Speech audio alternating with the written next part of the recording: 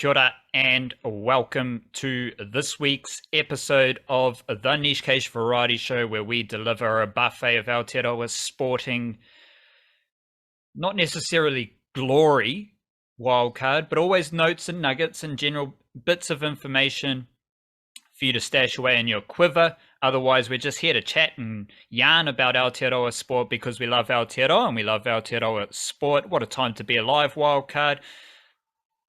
I'm curious are you more concerned about the Blackcaps or the All Blacks? Well, I care a lot more about the Blackcaps than the All Blacks, so that might also take care of that answer. If I say the Blackcaps, it might just be because I'm more invested in their results. But I don't know. It feels like maybe there's two contrasting opposite things going on there with reality and expectation, where the All Blacks are sort of in a place where people think they're better than they are, and they're not, and they're like demanding more from them. And the Blackcaps are in a position where maybe they're not as good as people think they are, therefore people are demanding more from them. Like there's kind of the opposites, but the same outcome in a funny way. So that got me thinking as we just do our warm-up for the variety show. We swing a leg, wave the arms, behind the back, bit of mobility. What would be your top 5 national teams wildcard? I whipped up a list and it's only top 5. Respect all the other national teams from Aotearoa, but this is a top 5. Everyone else is kind of just outside the top 5. All good for them. We won't rank them, but I whipped up a top 5 and I'm curious to get your thoughts. I still think All Blacks are number 1. Numero Tahi, one of the best rugby teams in the world. Kiwis, I've got them moving into second spot with their talent and their form. Black Ferns I put in third just because they're another world-class national team. I've got the Blackcaps in fourth. And then I've got the All Whites. Bit of positive buzz around the All Whites. They're not one of the best football teams in the world, but I think after that top 4, I think that's a good place for them. How are you feeling just off the top of the dome about that list and any other national teams that could squeeze into a top 5? Yeah, I'll throw out some more All Whites positivity soon. Tend to more or less agree with that. I think maybe they're not there now, but I think maybe the Tall Blacks have a potential to push up into that come the next major tournament if they can do something big. They've been in good form recently, admittedly beating teams they sort of expect to beat and often beating them very handily. But there is clearly a growing depth in Kiwi basketball that's super impressive to see. Kiwis are the team that's most exciting from those, but I think the problem with the Kiwis is on paper, incredible. In practice, played one test match in 3 years. You sort of got to do it before you can be pushed up that list to anything like a number 1 position. But I don't disagree with you on any of those major points. Just to flesh it out further, and this is literally stuff that we noted down before the podcast. So we're just trying to work through it and introduce this idea to the listener. What about top 5 franchises wildcard? And this is extremely difficult. All of this is off the top of the dome. We might assess this in the future and just put together a better package. I think the Crusaders are definitely the best kind of sporting team in Aotearoa, franchise team. We've got the Wellington Phoenix quite high up, second with their men and women, the positivity there, but they're not necessarily winning. A team, a club, a franchise, an organization like Auckland City FC, they do a lot of winning, so they might be in third. Wellington Cricket, fairly impressive setup there with the men and women. They might come in fourth. And then Warriors and Breakers are kind of in a different spot, let alone any other organization, franchise that is in that kind of same zone. How are you feeling about that? Yeah, if we spend some time thinking about it, we could probably come up with a few teams to knock the Warriors/Breakers off the end of that list for sure. But we don't have that kind of time at the start of the podcast. So I mean, Wellington Phoenix are quite high, but there is a lot of good positivity about what they're going. And then it's different also, like different objectives between the men's team and the women's team and what they're achieving. Because women's team did get a wooden spoon last year, but also when you look at the players they're developing and the role they play and whatnot, World Cup coming up soon as well. For the football ferns, like that's a pretty important role, and they're a big part of that. And Wellington Phoenix men legitimately could be in for the. Like, I wouldn't be shocked if they had their best ever season the year coming up. I think they're in a great place. Auckland City FC might be like, I mean, they've won everything. They've only lost one game all year. They've won all 3 trophies they're competing for. Still a 4th one in the National League up for grabs. Like, but also they're just at a lower level, and you sort of got to balance the professionalism versus the, let's call it semi-professionalism / amateur kind of nature of that. Like, the do it at a bigger level is obviously more important. So yeah, that's another strong list. I'm not gonna like pick my teeth at any of that, you know. Big up to all the members of the Patreon whānau. For the Niche Case, we recorded a Blackcaps podcast, diving into all things Blackcaps, exploring some softness wildcard with the Blackcaps. Yeah. So if you are a member of the Patreon whānau, make sure you check out that podcast. It is on the Patreon page.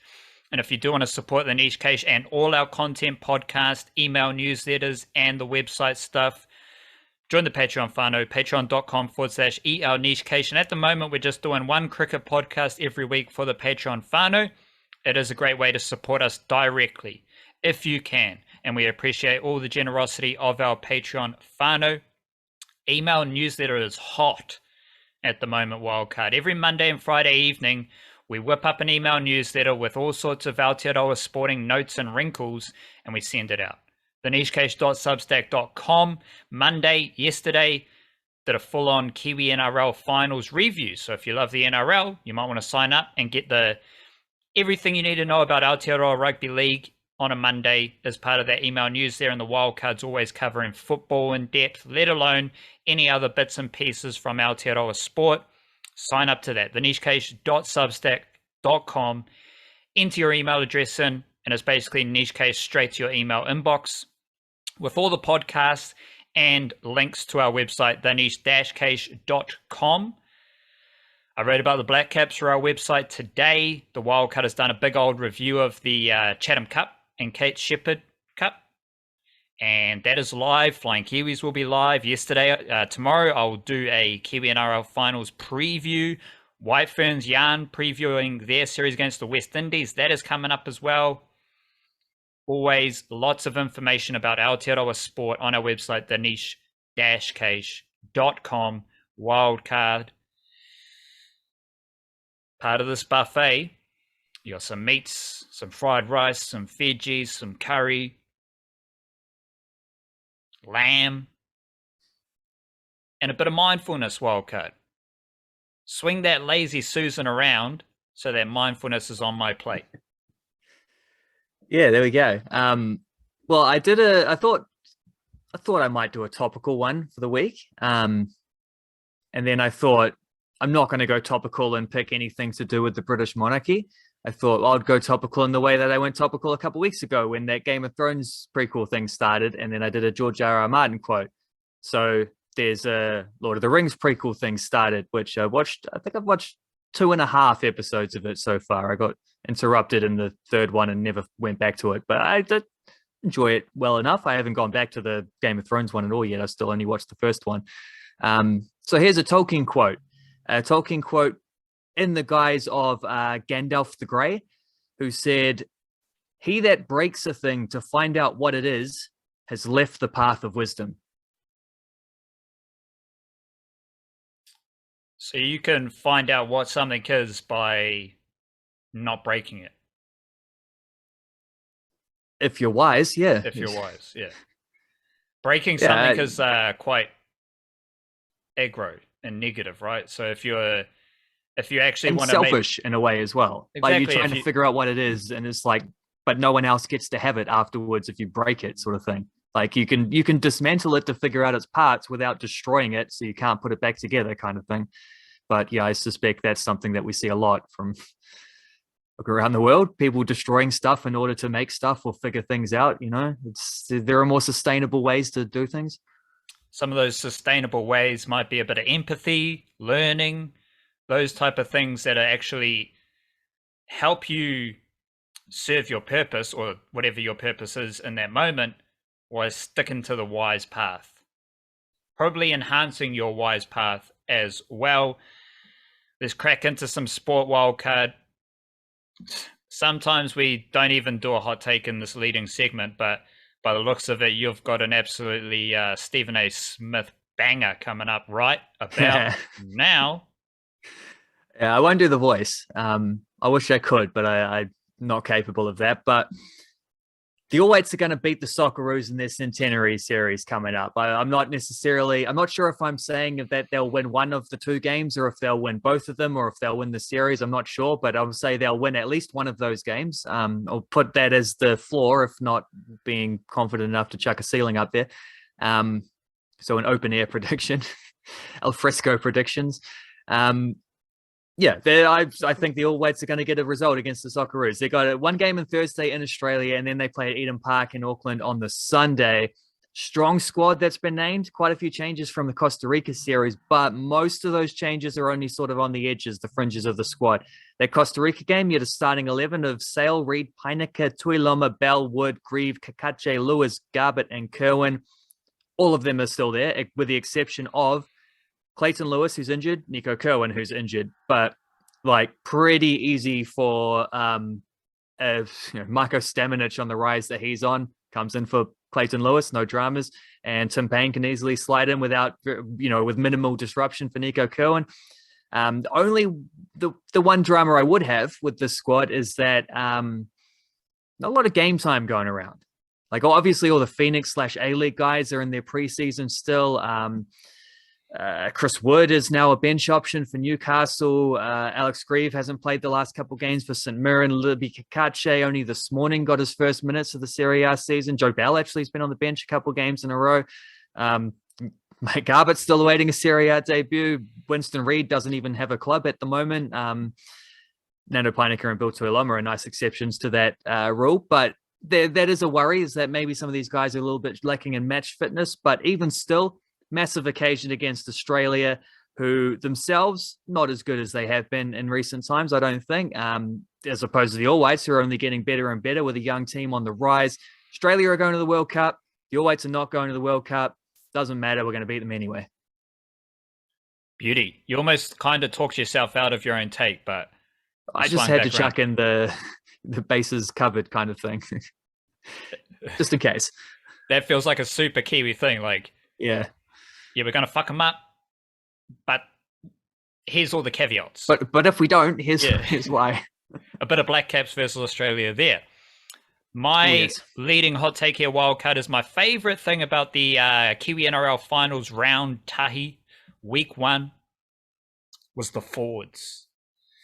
Joseph Tapine with the Raiders, an absolute monster in their win over the Storm. James Fisher-Harris was at his best for the Penrith Panthers, leading their aggression, their intent against the hostile Eels team. Jason Taumalolo, the South Auckland Rhinoceros, with a clutch try and roughly 80 minutes, right? It wasn't 93-minute games, all the stats are inflated, all the numbers are inflated, but also Jason Taumalolo, massive Tongan from South Auckland, almost played the full game. That's amazing. But my favorite thing about all of them, wildcard, was their passing. What did Taumalolo do? Through a left to right 30-meter pass to Peta Hiku, and he put a shimmy on Talakai, scored a try. So that is one of the best middle forwards in the NRL, throwing a 30-meter spiral pass to a centre. James Fisher-Harris had a few offloads, had a pump fake to Nathan Cleary. So he faked the short ball, passed out the back to Nathan Cleary, and I was talking shit about Isaiah Yo's passing, Fisher-Harris's physicality. Fisher-Harris flexed all over the Eels with his passing and his distribution, which was exceptional. And of course, Joseph Tapine, slick little offload to Jack Wyden, and another short ball as well. So all those dudes were monstrous, physical beasts, most aggressive robust players on the field, but they all shined with their passing as well, which was pretty awesome to see. Statistical funk here, wildcard. Deliver some numbers. Yeah, speaking of shining, something the Blackcaps didn't do in Australia, and something they never do in Australia, because after being swept 3-0 in the ODI series, the Blackcaps have now lost 10 consecutive one-day internationals on Australian soil. The last time they won there was in 2009 when an unbeaten 61 from Grant Elliott guided a 6-wicket win after restricting Australia to 2-2-5 for 5. Sounds kind of similar to some of the scores they kept them at in this recent series, and nobody did a Grant Elliott and took the team over the line. That team had a bowling lineup of Kyle Mills, Tim Southey, Ian O'Brien, who got Michael Clark out for 98 in that game, which was cool. Dan Vittori, Jeetan Patel, and a couple overs of Grant Elliott in there as well. Which I wouldn't even say wouldn't say that team's any better than the one that we had in this one, and yet, what do you know? Only ever played 3 2020s in Australia, which, side note, not ideal going into a World Cup, T20 World Cup in Australia, but non-coincidentally, lost all 3 of those. As for test matches, the legendary Doug Bracewell-inspired 7-run win in Hobart 2011 stands alone amongst a 25-match winless streak since otherwise winless streak from 25 matches since Richard Hadley 1985. 9 draws, 15 losses, 1 win in Australia since 1985 in test matches. It's many of those losses were big hefty ones as well. Most notably, the last time we were there a couple of years ago. It is not a happy hunting ground for the Blackcaps whenever they go to Australia, no matter what format they're playing. Everyone else loves the trip to Australia, though. Like, nice little off the field is probably lovely. Nice little holiday spot, earn more money. So, as long as you're not playing cricket, like I don't know if many like Kiwi club cricketers, they're like, yeah, just gonna go to Australia to really develop my game. I think a lot of Kiwi cricketers will get fucked up, and instead they go play village cricket in England. My stats here, wildcard. Just want to shout out Trent Boult, leading wicket taker in the ODI series against West Indies, leading wicket taker in the ODI series against Australia, which amounts to the best year of Trent Boult ODI bowling of his career. Not the most wickets, but it is the lowest average, 18 wickets and an average of 12.38. His previous lowest average for a year of ODI bowling was 19.77. That also had his lowest strike rate, 26.6. This year, his ODI strike rate is 18.6. So this is fairly comprehensively the best year of Trent Boult as an ODI bowler. And he might not play anymore. So shout out Trent Boult. And also shout out the Australian spinners. The Australian spinners in this series, they took 11 wickets. The Blackcaps spinners, 2 wickets. Really like that. Let's go deep in the mangroves, wildcard. Yeah, deep in the mangroves with Kiwi Cup final days. So the Chatham Cup football, the Kate Sheppard Cup football, both had their grand finals on the weekend on the North Shore of Auckland. And here are 5 facts that I've stumbled upon in writing about it and researching it and all these things. First one, Chelsea Elliott and Michaela Foster played in the Kate Sheppard Cup final for Hamilton Wanderers against Wellington United at the start of the year. The tournament that was, because they delayed the finals until early this year. They should have been sort of like 4 or 5 months earlier, but COVID happened and things got pushed back. They both started for Hamilton Wanderers in that final. They both started for Northern Rovers in this final. Got to imagine that playing 2 Kate Sheppard Cup finals in 1 year is an unprecedented area. I don't imagine anyone's ever done that before, let alone for 2 different teams. Also unprecedented. Lost both finals, so it could have been a little bit better. Fact number 2, Auckland City. This was their first Chatham Cup title, but Central United, whose position sort of sister club, they're the ones whose spot in the league structure. They borrowed. I don't know what the agreement was there, bought out. I don't know. But they took Central United's place in the Northern League. And Central United had a strong history in the competition. Hence, there are actually two dudes in that Auckland City team who had won the Jack Batty Memorial trophy, I think it is, for the Player of the Day in the Chatham Cup final. Two guys who had actually won it before. Mario Illich won it in 2017, and Emiliano Tade won it way back in 2012. 2017, interestingly, despite Illich winning the Player of the Day award, Central United actually lost that final on penalties to Onehunga Sports. Crucial missed penalty in the shootout was made by current Auckland City coach Albert Riera. So got a little bit of redemption for him coaching Auckland City to a title. Speaking of Player of the Day pedigree, fact number 3, Katie Duncan won it with Auckland United this year. Actually, her second time winning the Maya Jackman Trophy, as it's called. She got it way back in 2009 with Lynn Avon, won it again in 2022 with Auckland United. Won it as a 21-year-old, won it as a 34-year-old. That's how you do it. Also means she has one more Maya Jackman Trophy now than her wife, Priscilla Duncan, who was commentating on the match, coincidentally. And the only other player to have won multiple Maya Jackman trophies is Maya Jackman, probably why they named the trophy after her a few years later. Fact number 4, these two finals featured 5 current age grade reps that have been in action just like literally within the last few weeks. Millie Clegg and Ruby Nathan started for Auckland United on the victorious team there. They were the 2 youngest players in the under-20 squad that went to the recent Women's World Cup. Clegg actually scored a ripper of a goal in the game against Colombia there. And then in the men's game, Eastern Suburbs had Joseph Knowles in goal, Aryan Raj and centre back, and Jackson Jarvis at right wing back. All 3 of them are in the current under-19 squad that's at the Oceania Championships, although those 3, delayed their flying out, missed the first couple group games so that they could play the Chatham Cup, then flew out to play in Tahiti for the under-19s at the Oceania Champs the very next day. And finally, fact number 5, for Auckland City, this was their 3rd trophy of 2022. They won the Northern League with weeks to spare. They won every game on the way to another OFC Champions League title.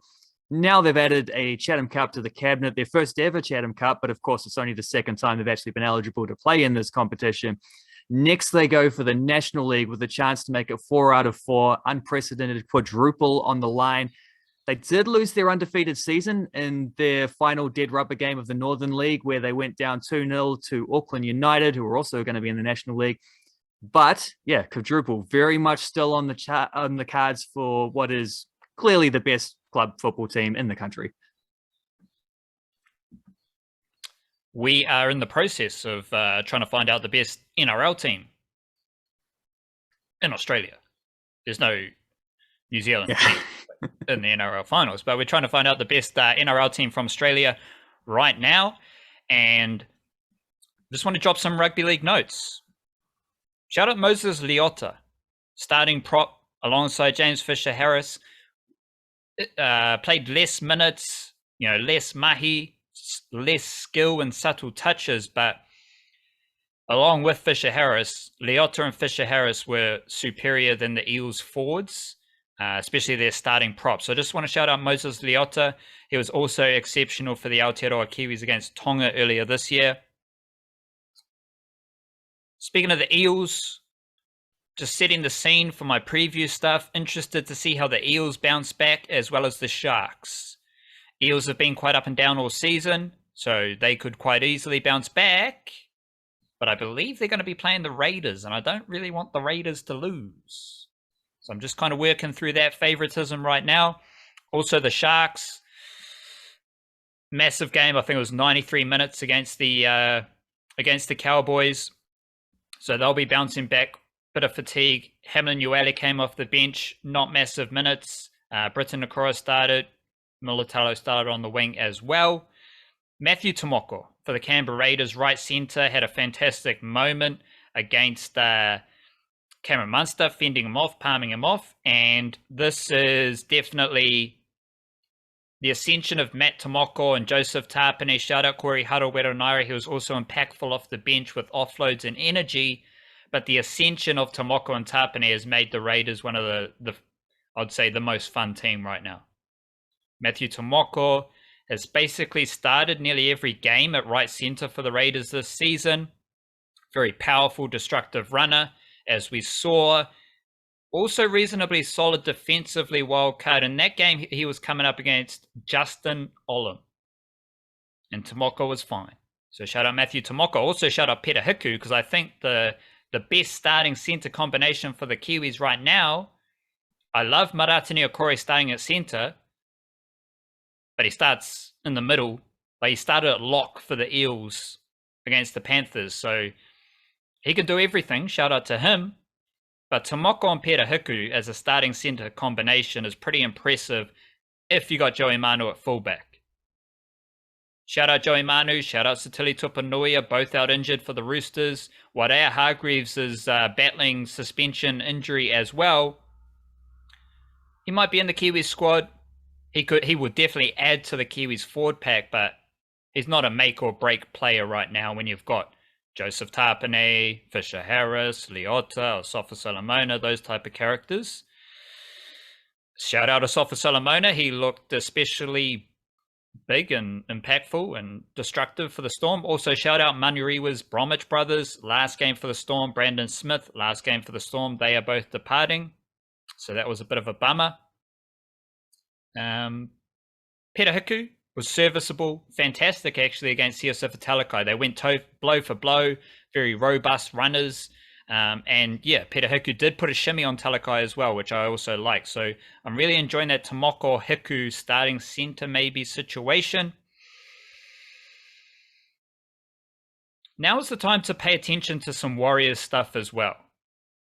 Redcliffe under 21s, they are preparing for finals footy with Warriors juniors in their team. They will play the Central Coast Capras in finals this weekend. They had a win over the last weekend. Let me just check who they played. Over the Sunshine Coast Falcons. And they had Ali Leatawa, Kinakepu, Taniela Otakulo, Jacob Laban, Leighton Finau, Valingi Kepo, and Dimitrik Sifakula in their team. Shout out Taniela Otakulo. For the second year in a row, it seems like he's only playing NRL and under 21s, which is bloody impressive. Also shows the collaboration niggle between Redcliffe and Warriors, because Redcliffe reserve grade, they've already got their hookers, so they're not going to give game time to the Warriors junior. But if Otakulo's starting a hooker for Redcliffe under 21s, they're going to be pretty good. So I think there's a finals push on offer there. And of course, the Warriors are doing some trials for SG Ball and some of their junior stuff coming up. So if you want to learn, now is a great time to really follow the squads, the trials, and all that stuff to get a grip on what the Warriors are up to. If you don't care about that level of junior footy, Redcliffe under 21s with 6, 7, 8 juniors from Aotearoa are in finals footy, which is a great sign. Will Warbrick scored a try for the Sunshine Coast Queensland Cup team. Might be on the wing for the Melbourne Storm next season. He's got 10 tries in 13 games, I believe. He's playing finals footy. He's still in finals footy. Also, shout out Valence Tefare. He'll be with the Redcliffe Dolphins next season, NRL, and he is dominating in Queensland Cup. He will be playing finals footy as well moving forward over the next few weeks. Didn't play this weekend because Redcliffe had advanced automatically. Also, shout out Kiwi Ferns half, Raecene McGregor. Because she's not Australian, well, she is Australian. She played sevens rugby for Australia, I think. But because she's not an Aussie international, they don't talk about her as the best half in Women's Rugby League. She is the best half in Women's Rugby League. She is first in try assist for NRLW this season. And after back-to-back championships with the Broncos, she moved to the Roosters. They won a championship. So she is chasing her 4th consecutive NRLW championship. And she's got the most try assists in this season. Georgia Hale has the most tackles in NRLW, and she's only missed 4 tackles. One missed tackle every game. Bloody impressive, and she is 2nd in try assists. Shout out the Titans. They had a good win over the Eels. Unfortunately, Gail Broughton, former Sevens player like Will Warbrick, she has lost every game with the Eels this season. to sum it all up, Wildcard, now is a crucial time for rugby league fans to really tap in. There's a lot of domestic footy in Aotearoa, and there's a lot of like learning stuff with the finals in New South Wales and Queensland and NRLW, and of course Kiwi-NRL finals as well. Your question. Yeah, question. Nice and simple one. This is one that a lot of people have been discussing over the last week. Do the Blackcaps have a mental block when it comes to playing against the Australian cricket team? No. Part of this is just like Aussies like to think it's all about them. So they like to think that like if the Blackcaps are losing to Australia, it's because it's Australia. And if you think that there's a mental block, you haven't like paid enough attention to what the Blackcaps have done over the last 12 months, which we discussed in the Patreon podcast. The Blackcaps are just kind of mediocre right now. And yes, they've been bullied by Australia for a long time, but right now the Blackcaps are just in a weird spot where they're not really confident in what they're doing. So I don't think there's necessarily a hoodoo or anything like that against Australia. This is more about where the Blackcaps are sitting right now as a team, which does align with never being able to beat Australia. My question to you, Wildcard. But if there's a mental block, it can be a consequence rather than the reason sort of thing. Nicely said. Which, and then all we're talking about is a lack of confidence against a better team, really. Correct. Last weekend, we had some domestic women's contracts for cricket. And Prue Catton is a young lady who got a contract with Auckland. We have discussed her because she is also very good at football. So what can you tell me about Prue Catton, the footballer? Not a whole lot. I haven't seen her play. Her name just stuck out because she happened to pop up at both football and cricket like scenes. She plays for Auckland United in the football, and that means she was on the bench, unused sub, but on the bench, gets a medal as a Kate Sheppard Cup champion as of the weekend. So that's something. And as I understand, she's also a contracted Auckland Hearts, isn't it?